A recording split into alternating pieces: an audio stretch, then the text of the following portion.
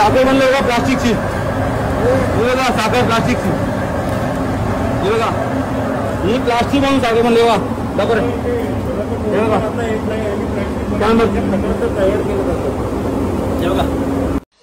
आजकाल खाण्यापिण्याच्या गोष्टींमध्ये भेसळ करण्यात येत असल्याच्या अनेक घटना समोर येत असतात।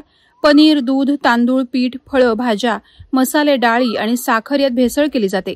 महत्वाची बाब म्हणजे फेक आणि ओरिजिनल यात फरक करणंही अवघड होतं। सध्या एक नकली साखर बनवण्याचा व्हिडिओ सोशल मीडियावर वेगानं पसरतो आहे। मनसेच्या कामगार सेनेच्या पदाधिकाऱ्यांनी अचानक एका केमिकल कंपनीला भेट देत याबाबत पोलखोल केली आहे। पनवेल तालुक्यातील तळोजा परिसरात ही कंपनी आहे।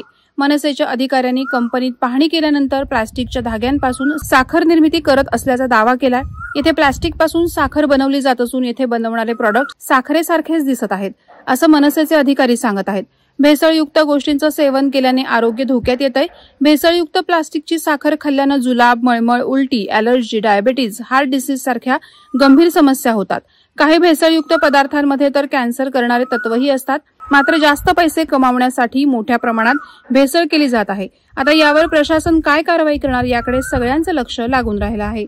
जास्त जवळ जाऊ नको, हे बघा या प्लास्टिक पासून हे काय बनले बघा साखर, आणि याचा 2-3 दिवस झाले मला इथले गाववाले रहिवासी मला येऊन सांगायला लागले तर दादा इथे केमिकल कंपनी समोरच आहे, तो लक्ष लावत नाहीये। तर मी आज रात्री इथे आलो, आता वाजले किती 11:15 वाजले रात्रीचे, तारीख का आजची 8 तारीख आहे, 11:15 वाजले।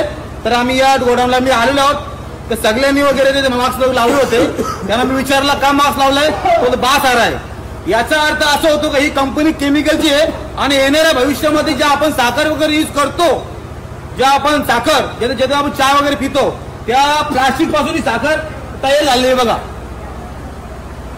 दिसतो।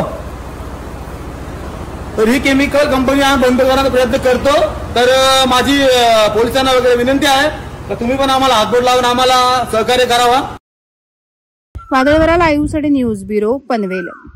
नवी मुंबई व रायगड जिल्ह्यातील ताज्या बातम्या आणि घडामोडींसाठी सबस्क्राईब करा वादळवारा लाईव्ह चॅनल आणि दाबा बेल आयकॉन।